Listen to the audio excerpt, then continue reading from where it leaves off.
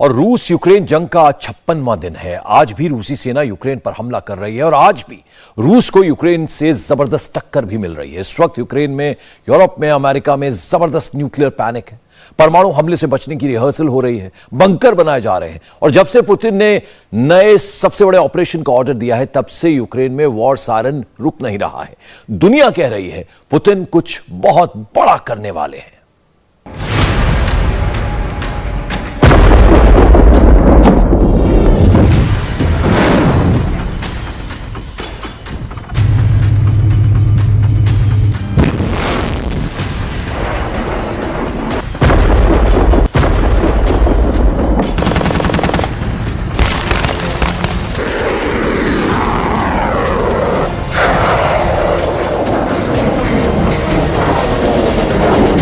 गोली चली, गोले चले,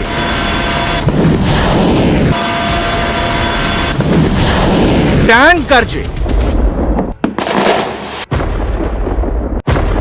आसमान से प्रहार हुआ,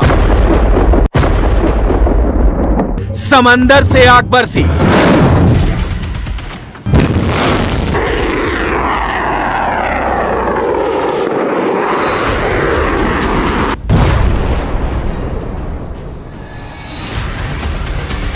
लेकिन नतीजा जहां से शुरू हुए वहीं पर अभी भी खड़े। पुतिन के पास अब आखिरी रास्ता बचा है, न्यूक्लियर वॉर।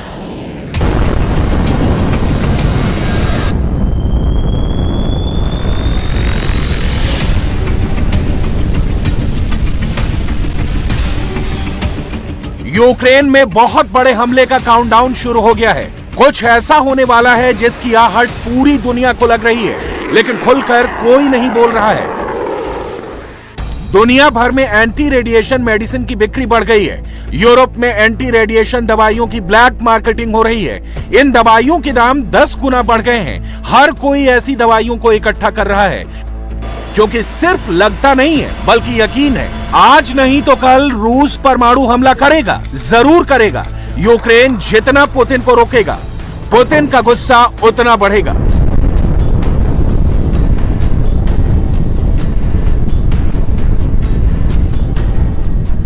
Праздником вас! С Днем Великой Победы! Ура!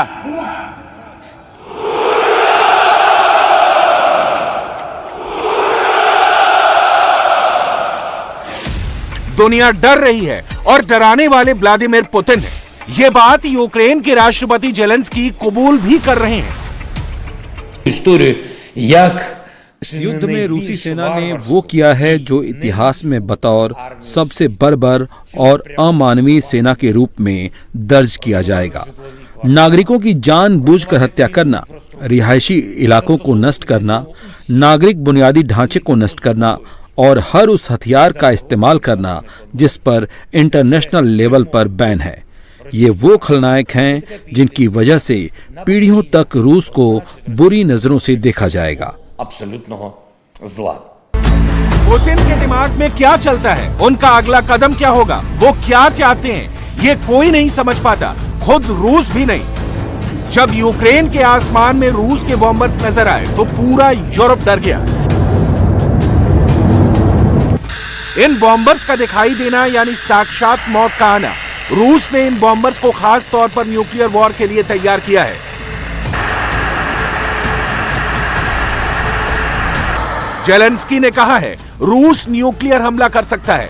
दुनिया पूछ रही है क्यों होगा परमाणु हमला? जवाब है जितना लंबा युद्ध चलेगा। पुतिन की सेना सबसे बड़ी जंग डोनबास में लड़ रही है।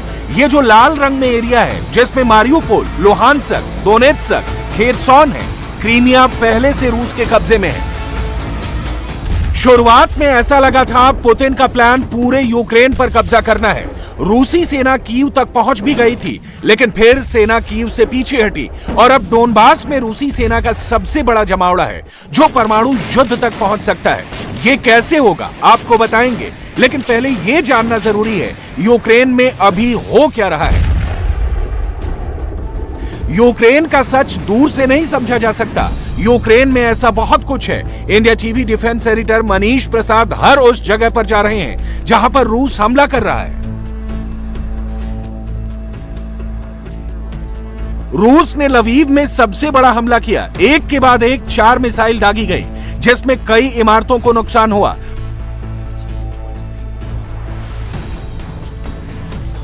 रूस ने इसी जगह पर हमला क्यों किया? यहां पर ऐसा क्या था जिससे पुतिन की सेना को डर था? ऐसा क्या था जिसको रूस की सेना रोकना चाहती थी? यही जानने के लिए हमारे defence editor on the spot पहुंचे। सोमवार को रशियन रॉकेट क्रूज मिसाइल ठीक इसी जगह पर आकर गिरी और फिर उसके बाद इस पूरे इलाके को ध्वस्त कर दिया।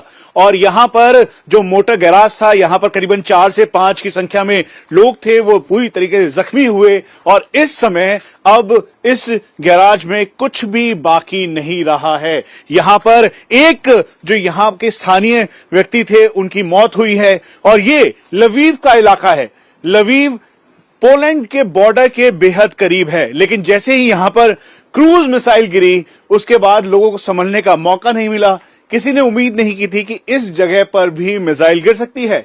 इसके साथ में ही स्ट्रेटेजिक रेलवे लाइन है जो कि कनेक्ट करती है, और रशिया को इसी बात का अंदेशा था कि इसी के जरिए जो सामान दूसरे देश हैं वो भेज रहे हैं। यहां पर जो लोग उस समय मौजूद थे, वो जैसे तैसे भागने की कोशिश कर रहे थे। सामने जहां पर लगातार 1, 2 नहीं बल्कि 4 की संख्या में क्रूज मिसाइल गिर रही थी, तो धुआं अभी भी उठ रहा है।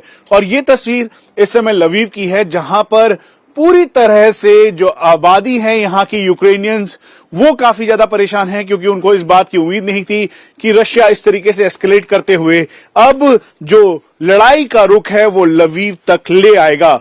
और यहां पर एक छोटा मासूम बच्चा था जो बुरी तरीके से जख्मी हुआ। उसके सामान, उसकी जो किताबें हैं वो यहां पर है। ये पूरा एक स्टूडियो, म्यूजिकल स्टूडियो बनाया हुआ था। यहां पर अब कुछ भी नहीं बचा है। म्यूजिकल स्टूडियो में जो सामान था वो तहस नहस हो गया। यहां पर जो एक व्यक्ति था उसकी इसमें मौत हो गई है। और ठीक सामने अभी भी धुआं उठ रहा है। और लवीव की ये वो तस्वीर है जो कि इस रशिया और यूक्रेन के वॉर को और एस्केलेशन के साथ दिखाती है। और इसीलिए इंडिया टीवी आपको लवीव से लेकर आया है इस जंग की एक एक तस्वीर दिखाने के लिए। जिस वक्त हमला हुआ उस समय बिल्डिंग में कई लोग मौजूद थे। म्यूजिक क्लास चल रही थी और तभी रूस की मिसाइल ने हमला किया। मिसाइल गिरा, वहां पर सभी लोग जैसे तैसे बेहद मुश्किल हालात में निकले, लेकिन घर के पूरी तरह से परखच्चे उड़ गए। ये जो शीशा था वो डैमेज हो गया। उसके अलावा जो अंदर यहां पर सामान था वो तहस नहस हो गया। हमें बताया गया कि यहां पर उस दौरान एक महिला और एक बच्चा भी मौजूद था जो बहुत ही मुश्किल हालात में यहां से निकला। जैसे ही उसका क्रूज मिसाइल यहां पर गिरी, उसका इंपैक्ट इतना हैवी था कि शीशे यहां पे टूटे। जो यहां पर वॉल थी, आर्टिफिशियल वॉल थी, वो पूरी तरीके से तहस नहस हुई। और उसके बाद जो स्प्लिंटर इफेक्ट है, उनके जो स्प्लिंटर्स हैं वो ठीक इसर से कांच के शीशों से अंदर की तरफ गिरे और उसके चारों तरफ निशान अभी भी दिखाई दे रहे हैं। लेकिन अब तक ये समझ में नहीं आ रहा था कि आखिर रूस ने इस जगह पर मिसाइल से अटैक क्यों किया। काफी पड़ताल के बाद इसका जवाब मिला। दरअसल रूस का निशाना कोई और था। ये क्रूज मिसाइल का इंपैक्ट है। रशियन इस यूक्रेन की वॉर में सबसे ज्यादा क्रूज मिसाइल और साथ में अपनी मिसाइल्स का इस्तेमाल कर रहे हैं, जिसकी रेंज 50 किलोमीटर से करीबन 600 किलोमीटर इफेक्टिव है और 500 केजी तक का एक्सप्लोजिव ये एक साथ कैरी कर सकता है। हम यहां पर लवीव में हैं और यहां पर इसका कटर देख के इसका इंपैक्ट समझ में आता है। कम से कम इस क्रूज मिसाइल में रशियन मिसाइल 500 केजी एक्सप्लोजिव लेकर अपने साथ यहां पर आई और यहां पर धमाका किया। उसकी वजह हम आपको बता दें, उसकी वजह है ये स्ट्रेटेजिक रेलवे लाइन, क्योंकि रशिया को ये लगता है कि दरअसल इसी के जरिए यूक्रेन अपनी सप्लाई चेन को एक्टिव कर रहा है और जो इस समय अर्बन वॉरफेयर और गुरिल्ला वॉरफेयर की टेक्निक के साथ वो रशिया को खदेड़ रहा है, उसकी वजह यही है। इसी वजह से रशिया इन इलाकों पे इंपैक्टफुली जो अटैक कर रहा है। ठीक पीछे यहां पर क्रूज मिसाइल से फायर किया गया। उसके अलावा ये जो पूरा हिस्सा है, इस पर बहुत तेजी के साथ जैसे ही यहां पे क्रूज मिसाइल का इंपैक्ट हुआ, उसके बाद जो यहां पे मिरर था, ग्लास था, वो टूट गया। दीवार पे हैवी बाउंडेड दीवार है जिसकी को आप ये समझ लीजिए कि कंक्रीट दीवार है, लेकिन ये पूरी तरीके से ब्रेक हुई और ये तस्वीर इस समय लवीव के उस जगह पर है जहां पर सोमवार को ठीक इसी जगह पर रशियंस ने अपना मिसाइल अटैक किया।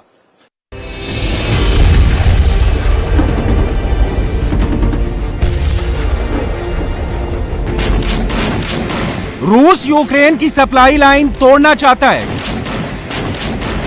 क्योंकि करीब 2 महीने होने के बावजूद रूस किसी निर्णायक नतीजे पर नहीं पहुंचा। जो तस्वीरें यूक्रेन जंग के पहले हफ्ते में नजर आई थी वो ही अब भी दिखाई दे रही हैं।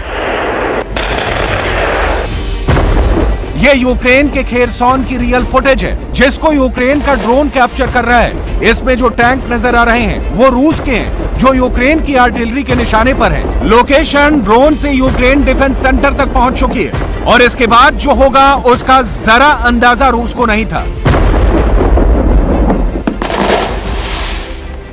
रूस को लगा था यूक्रेन 2 से 4 दिन में टूट जाएगा, जेलेंस्की रण छोड़कर भाग जाएगा, लेकिन पुतिन को सबसे बड़ी टक्कर मिल रही है। यूक्रेन का दावा है उसने रूस के 20,000 से ज्यादा सैनिक मार गिराए हैं। 165 fighter jets, 146 attack helicopter, 773 tank, 4 missile launcher system तबाह कर दिए हैं, जबकि यूक्रेन ने बताया है उसके 3,000 सैनिक खत्म हुए और 10,000 से ज्यादा घायल। रूस के राष्ट्रपति व्लादिमीर पुतिन ने अपना प्लान बदला है या अब अपना असली प्लान सामने रखा है, ये कोई नहीं बता सकता, लेकिन पहली बार रूस का मकसद सामने आया है। रूस 9 मई से पहले यूक्रेन के 2 टुकड़े और दोनाबास को पूरी तरह से कंट्रोल करना चाहता है। 9 मई को रूस में विक्ट्री डे परेड का आयोजन होता है, दूसरे विश्व युद्ध में जीत का जश्न। पुतिन इस खास मौके पर रूस की जनता को तोहफा देना चाहते हैं, उनको बताना चाहते हैं यूक्रेन जंग क्यों शुरू की थी। पुतिन सब कुछ सहन कर सकते हैं लेकिन यूक्रेन के हाथों हार नहीं, और इस तरह से तो बिल्कुल भी नहीं। दूसरे विश्व युद्ध के बाद से रूस को सबसे ज्यादा नुकसान हुआ है। पिछले 24 घंटे में डोनेट्स्क और लुहांस्क के इलाकों में रूसी सेना के 10 हमलों को निरस्त कर दिया गया है। 12 टैंक, 28 बख्तरबंद और 2 वाहन, एक रॉकेट सिस्टम को भी नष्ट कर दिया गया है। अब ये जंग पुतिन के स्वाभिमान की जंग हो गई है, पुतिन की जिद की जंग हो गई है, और इस जंग को पुतिन हर कीमत पर जीतना चाहते हैं, चाहे उसके लिए न्यूक्लियर हमला क्यों ना करना पड़े। क्या परमाणु हमला हो सकता है? यह समझने के लिए पहले यह जानना होगा रूस अब तक किन हथियारों का इस्तेमाल यूक्रेन पर कर चुका है और उसके पास अभी और क्या ऑप्शन बाकी है। रूस अब तक hypersonic missile, cruise missile, bombers, fighter jet, tank, cluster bomb, rocket launcher से हमला कर चुका है। अब देखिए रूस के पास क्या विकल्प बचे हैं। रूस ने अब तक फादर ऑफ ऑल बम का इस्तेमाल नहीं किया है, केमिकल हथियारों को भी युद्ध से दूर रखा गया है, परमाणु बम भी जंग में शामिल नहीं हुए हैं। फादर ऑफ ऑल बम का इस्तेमाल इसके लिए मुश्किल है क्योंकि यूक्रेन के पास स्ट्रिंगर जैवलिन मिसाइल है जो कंधे पर रखकर फायर की जाती है, जिनकी वजह से रूसी जेट नीची उड़ान नहीं भर पा रहे हैं। अगर 9 मई से पहले तक रूस किसी निर्णायक स्थिति पर नहीं पहुंचता है, अगर पुतिन को लगता है वो जंग हार रहे हैं, तो पुतिन बहुत बड़ा फैसला भी कर सकते हैं। इंडिया टीवी हर वक्त हर जगह डाउनलोड करने के लिए सर्च करें India TV news Google play store या ऐप स्टोर पर।